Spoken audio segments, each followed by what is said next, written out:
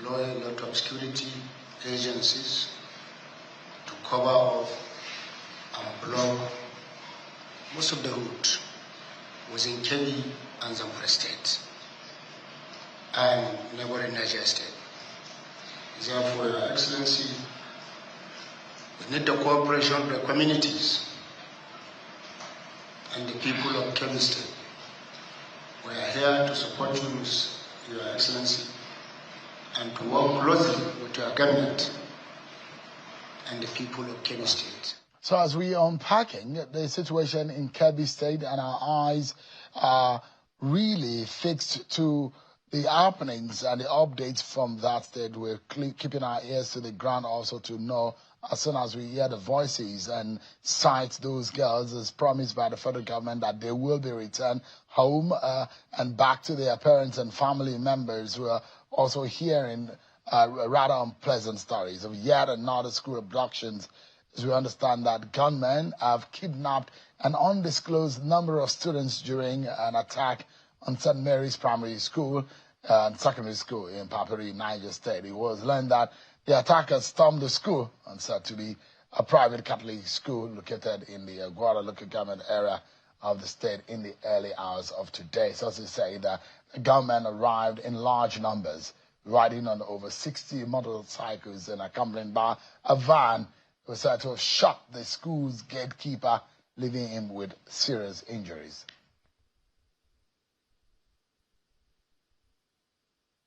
Tonight, Nigeria's Minister of Information and National Orientation, Mohammed Idris, will be joining me on the program as international attention intensifies over the United States congressional hearing reviewing Nigeria's designation as a country of particular concern. The session in Washington has revived global debate around alleged Christian genocide claims, recent waves of killings and abductions, and the wider insecurity affecting several regions of the country. As U.S. lawmakers question Nigeria's human rights and religious freedom record, the federal government insists the allegations are unfounded and that Nigeria remains committed to protecting all citizens. Let's speak now with the minister on the facts, the context, and state of U.S.-Nigeria diplomatic relations at this critical moment. Honorable Minister for Information and National Orientation, Mohammed Idris, is live for us here in our Abuja studio. Thanks so much, Minister, for joining us tonight. Thank you for having me, Sharon. What an interesting time for our country. Yeah, sad serious stories that we are hearing, but largely what took a lot of the attention of many Nigerians that stuck to their television yesterday as we all showed that proceeding in at the Congress in America, and perhaps for a reminder for some of those who were imagining what really happened and went down, I probably will play 1 or 2 minutes of that footage. Would like the minister to start the conversation with us because that is momentous. Those conversations between those lawmakers and those, some of the evidence they're trying to gather will give us a clue as to what this government is doing and how we can maybe resolve our problems. Let me remind everyone what some of those sound bites from that sitting yesterday.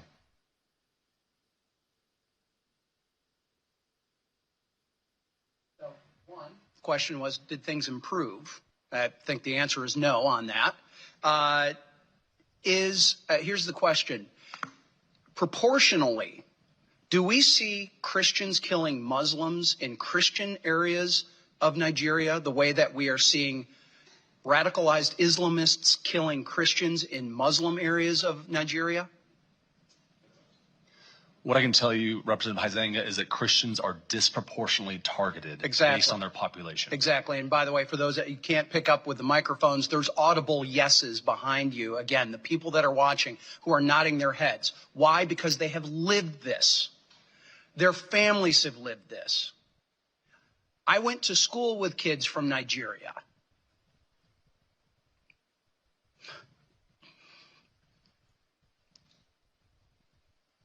I've got neighbors who've been missionaries there, who have family there, who have friends there, who know this is going on. Yet we've got not just the mass media, we got people within Congress denying that this is happening, or certainly de-emphasizing it. It ought to be outrageous that it is Christians, moderate Muslims, anyone being terrorized by these radicalized Islamists in Nigeria, and we've got the Tinubu government sitting back and not doing. Nigeria is facing multiple different security challenges in various parts of the country, including violent extremist groups in the northeast, criminal banditry in the northwest, and across the country, farmer-herder conflict in the Middle Belt, and other intercommunal violence in central and northern regions. Several factors are driving these conflicts. Yes, ethnicity and religion play a role in some cases, but other dynamics like poor governance, resource competition, climate change, and population pressures are important drivers that need to be addressed. The lack of response has created an atmosphere of impunity where Christians continue to live in constant threat and fear. That hearing yesterday drew up a lot of conversation. Minister, this government, and you heard the perception of some of the lawmakers thinking that this government is doing nothing. Well, thank you once again, Sean, for having me. These are really very sad times for our country. Anytime you have any soul, whether he's Christian or Muslim or doesn't even believe in anything, it's a sad one. The highest duty of any government is to ensure the protection of lives and property anywhere. This is the first duty, and this is what the presidency of President Bola Ahmed Tinubu is committed to. So the president is deeply saddened. The administration generally is deeply saddened. We don't need to have a situation where anybody, for that matter, is killed, whether he's Christian or Muslim. That is one, and you know, wherever that person may be. It's not good for our country. It's not good for anybody. No one should be happy that anybody is losing his life for no just reason. That's one. But the second thing I want to say is that it is important to note, and you can hear that from some of the sound bites that you have also listened to, that the complexities and the dynamics playing out in this country are not just simple ones. You have situation where you have some jihadist extremists, coming from the northeastern part of the country. And by the way, this is a 16-year-old struggle, and I mean, history that we're talking about. These jihadists killing Muslims, going to the mosque, killing Muslims, killing Christians, killing everybody that they can find on their way. At a point in our history, we have them hosting even flags in some communities, especially in the northeastern part of this country. It's really sad. We've gone through that, and but that's no longer the case. I mean, we don't have them holding any territory, within Nigeria, so to say. So yes, we have people being killed, no doubt about that, and government is rarely shying away or denying this.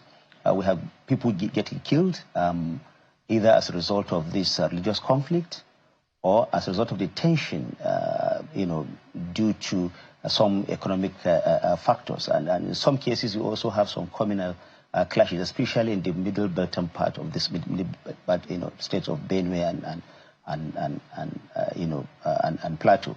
So, do we have people killed? Yes. Is it a good thing? No. Is government doing anything? Quite a lot. There's no government, and I don't see the value that anybody, any administration will take, and especially the administration of President Bola Ahmed Tinubu. It's saying that people just get killed like that. It's a very sad thing. The president is really saddened by that, and that is why, even before this designation of Nigeria as a country of particular concern, even before the threats that President Trump issued, recall that the president had rejigged the security forces, removing the service chief, the chief of defense staff, and appointing new ones. Now, the idea is that at every time when you have these challenges, you come back and recalibrate and find ways and means of ensuring that you do the things that you are doing better, so that you can guarantee the safety of lives and property of all Nigerians. But there is something very fundamental, Sean, that we all need to talk about, and that is the designation or the perception in some quarters that that's what is called religious genocide in Nigeria. Is there not? No, there isn't. And what we are seeing is that people are being killed, and Christians are being killed in some parts, just as Muslims are also being killed. It's a sad one. No one should take they should be happy for that. But Minister, the motive of killing Christians is very critical here. Yeah. Yes, there are criminal activities which leads to the death of people, but the motive which is being critically looked at is, why are Christians being killed? Why are Christians and churches being targeted? And it made it look such that the government of the day is sitting on his hands and doing nothing about it and looking on, and as though there is a government, a state policy targeted at wiping out a group of people based on their faith and their belief. Sure, how could that be? You have a president who is a Muslim. You have his wife who is a devout Christian of the Redeemed Church, a pastor. In our own right, and someone who is committed to advancing the cause of Christianity in this country. That's his wife. You have in the same government, the secretary to government, the equivalent of a cabinet secretary, who is also a Christian, a former governor of Benue State, Senator George Akume. You have a chief of defense staff, who is a Christian, the one that was removed from Kaduna State, a Christian. He's been replaced by another one from the southwestern part of this country, a Christian. You have an Inspector General of Police, who is a Christian. You also have the head of the, plainclothes security, what we call the DSS here, who is also a Christian. You see, this country is a mixture of both Christians and Muslims. I don't see how orders can be given by anybody to say, go and kill Christians. How are you going to do that? Who gives these orders? Who carry these orders? You see, we have lived side by side, Muslims and Christians in this country. There are always religious tensions. We are not denying that. We've acknowledged that these tensions do exist. But we are very careful. And this narrative of pushing this as an attempt by one ethnic group or one religion to lord it over the other by killing or exterminating the other religion is what the government flatly rejects. We reject that characterization. There's no way government will on its own. It's even not practicable. It's not possible. But Minister, Nigeria, our country, our constitution guarantees, freedom of faith for everyone to practice Minister, religion. are you aware that Nigerians are right there in Washington on the ground, and those that are aggrieved in Benue, in some part of the Middle Belt, who are on the ground and feels like they are being threatened, and they're the ones who are agitating? The Trump government did not just wake up all by itself and realize that there is an alleged or claim of Christian genocide in Nigeria. There are those who feel directly, who feels that this is happening to them. And they say, he who wears the shoes know where it pinches the most. So if a group of people are saying, we're being targeted, and I've heard a former ex-chair from this program who says, there is a direct target at Christians in this country. How do you dispel it? What are the figures that you have? What are the facts to that narrative? What can you tell us differently from the voices of those who said, my brother, my sister, my church member, my uncle, my auntie, were being killed in their hundreds? What do you have to say to counter that narrative if there are facts to it? Again, let me say, government has never denied that people have not been targeted or people have not been killed. We've never denied that. And we know that people have... You recall that the president was in Yelwata when the issue of the Benue State killings happened. He went there. I mean, he charged them live on television there. He told the Inspector General, go and fish out these criminals. Go and fish out these people.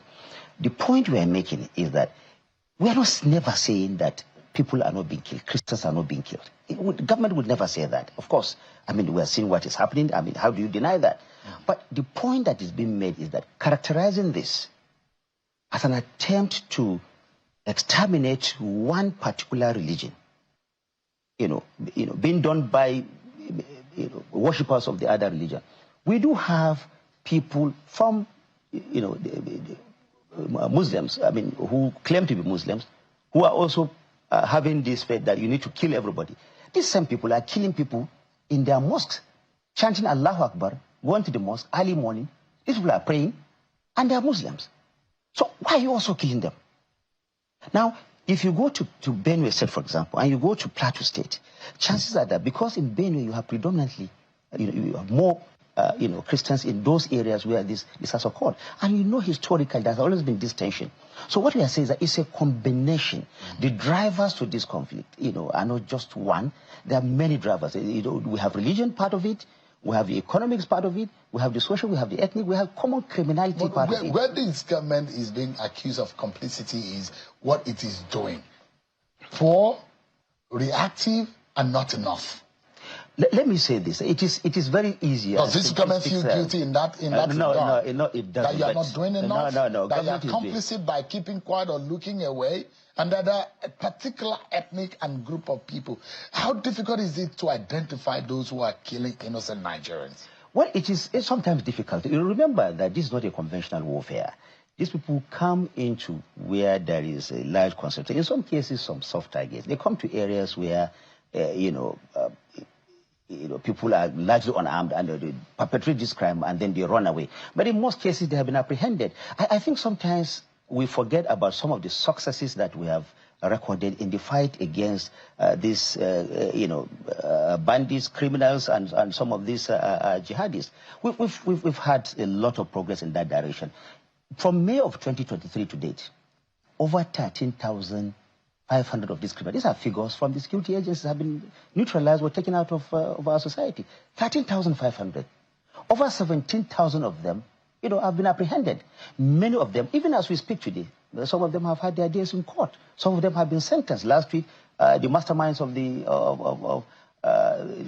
the crisis that we've had in the past, the conflict we've had, some of them have already been, Ansaru leaders that were abducted, internationally, wanted by the Americans, by everyone, through the coordination by our security agencies. These people have been apprehended. Sentences have been given. I think that we should recognize that. But the government, the past government says they have the list of terror funders, financiers in Nigeria. Did they pass the list to this government? Well, why is it difficult to release the list of those who are perpetrating? If the terrorists are being financed by a group of people, they say some of them are highly placed, they are politically exposed, and they are the one financing this. Why is this government keeping it, or you don't have the list? Let me say this. The government is a continuum. I mean, if remember that even the government that went before this one is an APC government. So it's not a question of having the list or not having the list. But it's not as simplistic as that. Investigations have to be conducted. People have to find out. In some cases, there are merits in what they say. In some others, I mean, you don't, because pronouncements have been made, you just say, okay, let me take you to the court direct. There must be sufficient investigation being carried out. Unfortunately, when you're fighting this kind of battle, it's not something that you just sort out within a day or two. And that is why all the time we are calling on our partners within and outside this country. Let them, partners, understand the complexity and the diversity of the situation that we have in this country. Listen to the congressional hearing that we had yesterday. We had a lady there who understood, two of them, understanding how Nigeria works. I mean, telling the American Congress that you don't just simplify this.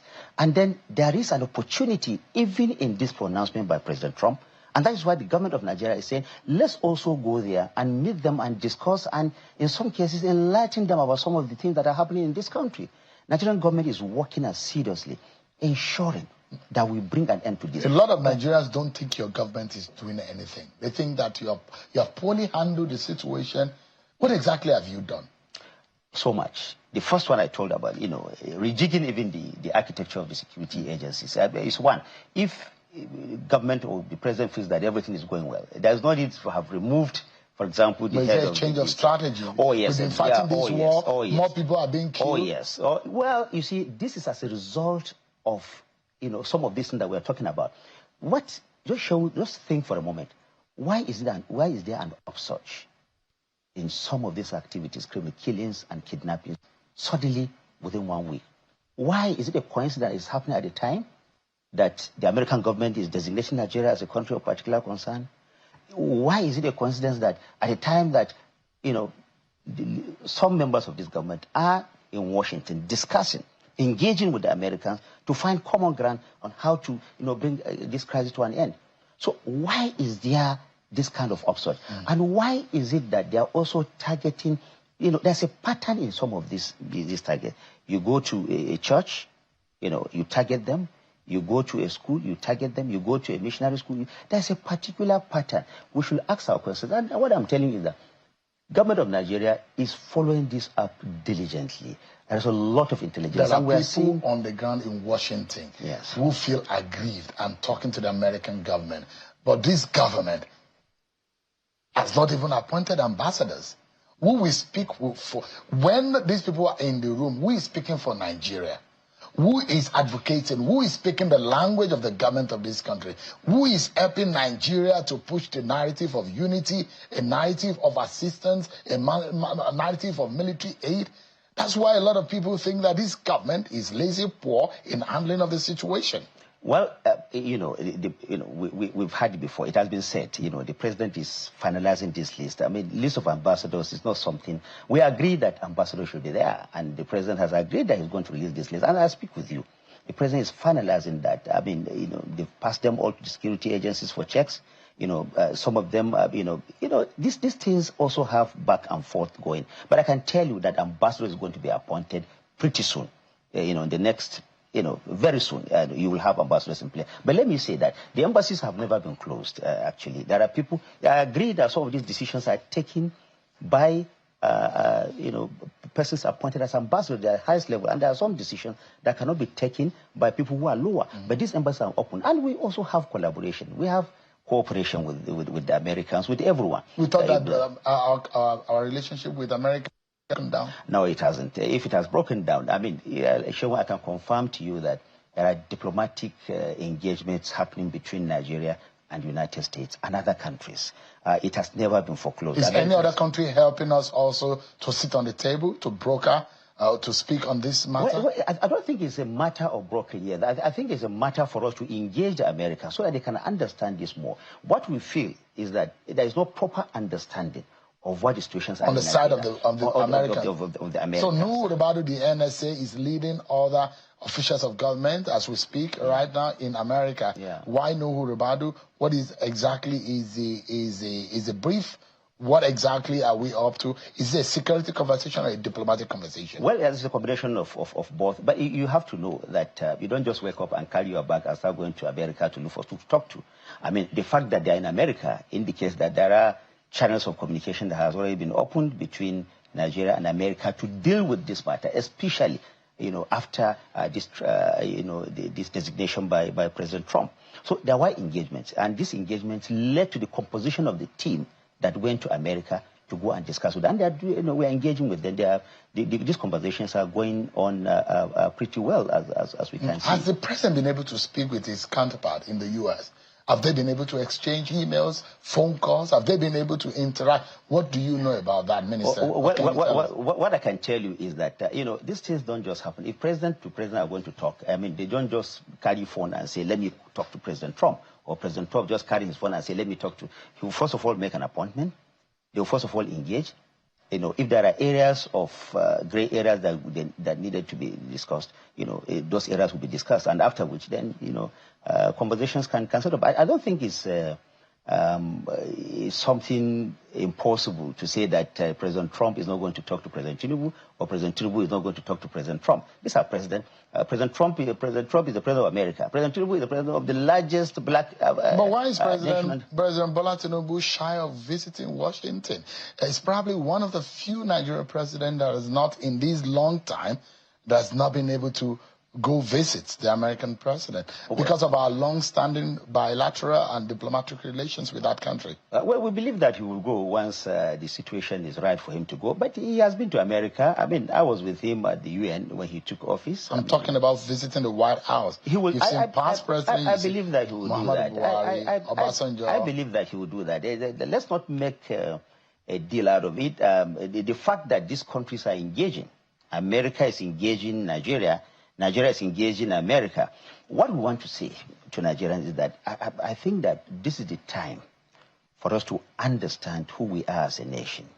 This is the time for us to know that it is not possible for us to have the country that we all love when you are looking for somebody to just come and drop bombs and just go away or put boots on ground. Nigeria is a sovereign country, a country of over 200 million people, Muslims, Christians, historically who living cares together. Who comes, Minister, if they are coming to help us wipe away these terrorists killing our people? It's not easy. You just use the word to wipe away. We have been collaborating with them. Maybe people forget.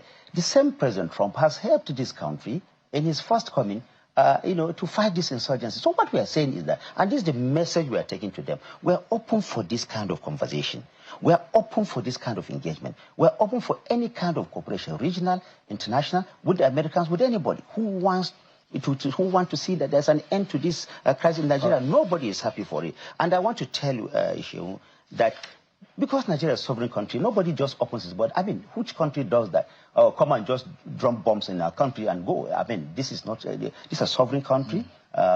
We're in a country that we have all built over the years, and we certainly would not want to see this country disintegrate. Mind you, where has that ever happened and the country has turned out better? Just tell me one. Give me a moment, Minister. We'll take a break. And when we come back, there are implications. CPC, that designation. Nigeria is not alone in that designation, but those countries that have had that tag, what has happened to them there? What exactly is this relationship with U.S. and America, Nigeria and the U.S.? How does it benefit us? Beyond all of that, the local situation of security. Is the Bola Tinubu government doing anything to change a lot and the confidence that Nigerians have in his government to secure them? We have that conversation, the spokesperson of the federal government, Mohammed Idris, will be right back with us.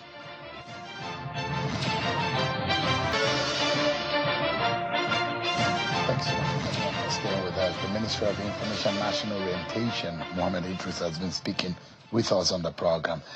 Minister, this incident of the killings that we're seeing, those who think that the Trump statement has rattled this government and woken this government to his responsibility and of wanting to secure Nigeria, but it does look like this government lacks capacity to do so. Why does it feel like some Nigerians think that this government is now somewhat overwhelmed in terms of security and losing the grip on securing this country? Are you under pressure on this government? Is this government losing grip? Is this government out of clue on how to move forward in securing this country? Absolutely not. I think, on the contrary, this government is putting its finger where it is. I know you are responding to the recent events, and I told you before we went on break. Why is it that there is this correlation? Why is this coincidence that these things happening, about the same time?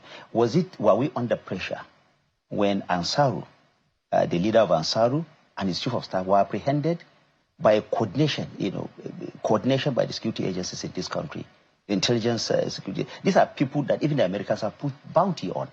We're not under pressure, so to say, when they were apprehended and they've had their days in court. Well, is there anything drastic beyond President not traveling? The audacity to take a brigadier general, to take our soldiers, commissioned officers, and kill them in the meanest and in the most cruel manner is the audacity for me, which actually punched the heart of our Nigerian military. And I thought that as a CNC, the president were taking some drastic decision against this ragtag, this useless element that are killing our people. One would imagine that this government would have taken drastic steps. What drastic step beyond the president not traveling? We should have seen something different. It's something different is happening. And I can tell you, it's not everything that you speak on camera. So much, first, he has dispatched the Honorable Minister of State for Defense. You just reported that there. You saw when the incidents happened, the Chief of Army Staff was there. You saw that also, the Air Force also dropping bombs here and there, wherever they feel that it's necessary for them to. You see, there's coordination, and there's also tact. The Nigerian military is not a ragtag army.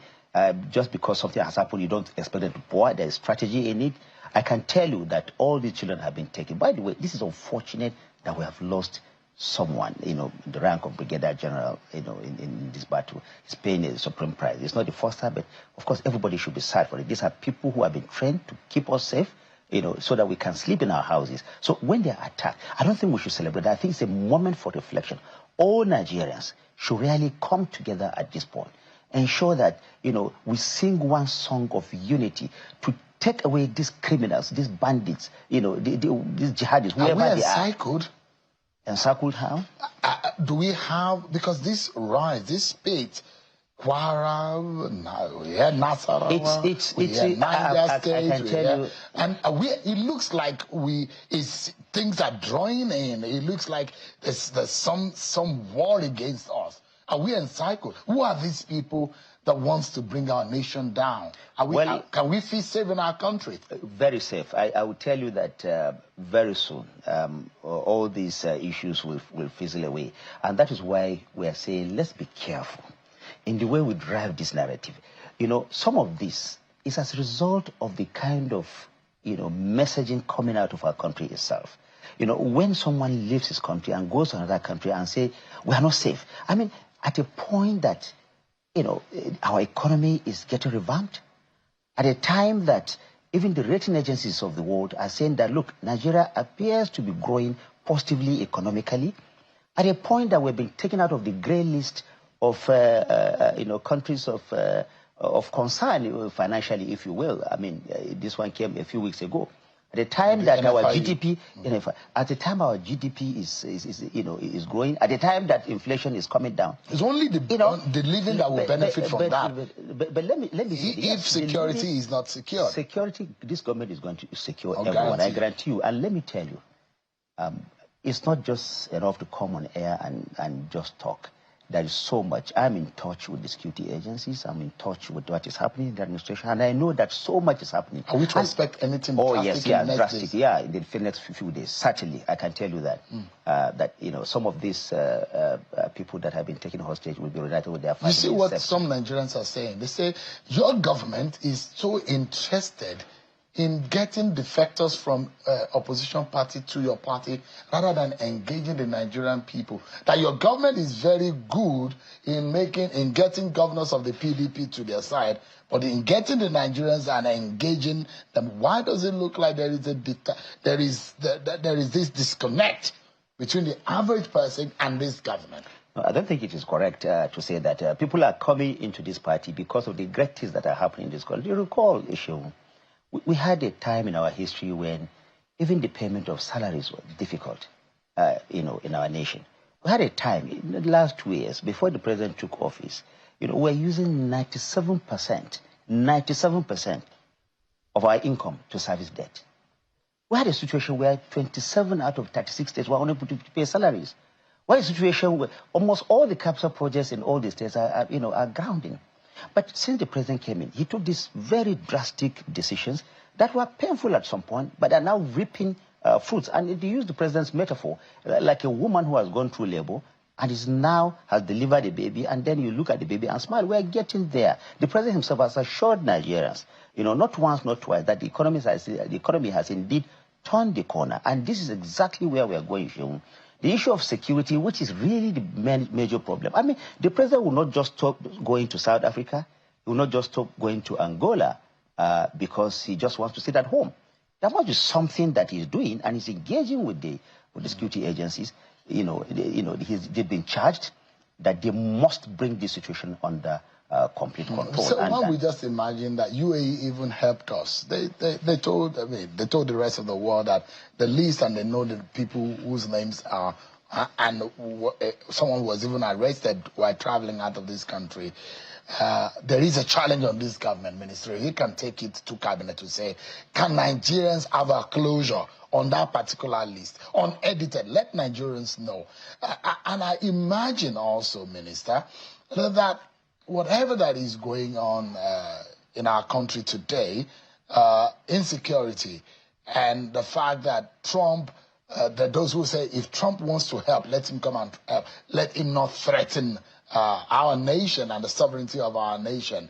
Is there a possibility in some ways? Are we talking in that regard? Because being a CPC as a country is the fact that you lose financial, economic, even military support from a country like America. It was under Trump that we got it Tucano, the Super Tucano aircraft from the United States when Muhammad Buhari was in power. Are there assurances that we could get help? Because there are those who are saying, why is this government feeling rattled by the statement of Trump? We should be happy that Trump wants to help us. Well, let me say this: don't you see a paradox in the fact that the same country that is saying in America, that said we are not going to sell you these Ducados, and they say go and fight security. I mean, is that not a contradiction there? You need this military equipment to fight these insurgents. We need that. That's why we are saying, and we continue to say, cooperation, regional, international, I mean, continental, whichever kind of cooperation between Nigeria and any other country that will help us, particularly the United States. We've been having this long history of military cooperation with them. Let that continue. There is an opportunity, and I listened to the woman, the congresswoman who spoke. There's an opportunity in this, and the Nigerian government has seized that opportunity. They have seized the opportunity by saying, okay, you are concerned about this killing, and everyone should be concerned about this killing as much as we are concerned about this killing. Let's now go. Let's discuss, how can you help us? Which ways and means do you have to help us to fight this? We welcome any kind of assistance that somebody, any country. Are we helpless? We're not helpless. I mean, if you do we have what it takes to deal with the situation? We do, but you need cooperation. There's no country in the world that's an island unto itself all the time. Even when the Americans fight, they seek collaboration, they seek allies to come together. That's why you have NATO, you have all that. That doesn't mean that the country is helpless. The country is actually stronger when you have greater cooperation by people who can help you, your friends and partners, to help you by supplying you with military equipment, so, bringing technology, also military training, all kinds of cooperation that you require for. Give me a moment, Minister. We'll come back after this break to conclude our conversation. We'll be right back. Our concluding moment with the Information Minister, Mr. Mohammed Idris. Our country and our people are largely divided by some of this narrative. And those who say the action or inaction of this government will determine whether or not that gully is going to be widened. Is there any efforts being made by this government to fix what has become a national disaster waiting to happen? You see, this is the contradiction that we have seen at a point that all of us, Christians, Muslims, should come together to fight this insecurity once and for all out of the country. We're having people say, is this religion? You see, the problem with that narrative is that there's a tendency to drive it along religious lines in such a way that it becomes impossible for people to come together, to fight this once and for all. What I've seen come out of America, for me, is that there is a persuasive expectation on our part to do more to ensure that people's lives and property are protected. And this is exactly what the government is doing. I mean, if we don't take it seriously, we wouldn't send a delegation to America. And then they are also talking to us. It's not just about the talk of, coming to drop bombs on gold. Has any American delegation come to Nigeria? No, but they have people here, and we are talking to them. And there's been engagement? There's been engagement, yes. The engagements have, engagements have through never official lines, oh, yes. Official means? Oh, yes, absolutely. Other means? Oh, yes, absolutely so. And the delegation of Nigeria that is in the United States are engaging actively. And it appears that they are seeing more, that this is deeper than the way they just simplify it to be just a Christian-Muslim kind of conflict, or there is this kind of attempt to exterminate one particular religion. We have always said, Ishewu, and I have repeated severally, we have these challenges. The challenges are there. The challenge of insecurity is in this country. How do we take that? It can never be solved by this narrative that people are helping to push. Some from them, if you look at what is happening to social media, I mean, you'll be amazed whether you are in this country. I mean, I went to the International Press Institute event recently, and someone was asking a colleague from Nigeria, where are you from? He said, from Nigeria. Oh, my goodness, how did you escape?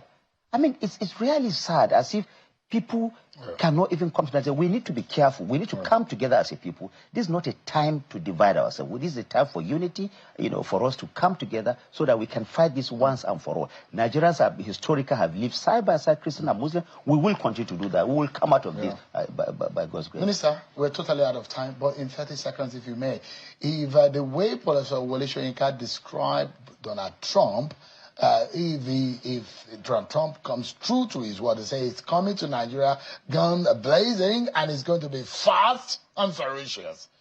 That worst case scenario, is this government prepared for that? The good case scenario is that we are talking to Americans, and we believe that will not reach this point. I mean, diplomacy is going to work. It has worked elsewhere. It's going to work in the case of Nigeria. We'll overcome this situation. Mohammed Idris is the Minister for information and national orientation. Many thanks, Minister, for talking to us tonight on the program. Thank you for having me, I Sean. appreciate it. That's our show for tonight, everyone. Many thanks for watching. I'm Sean Akimale. God bless Nigeria.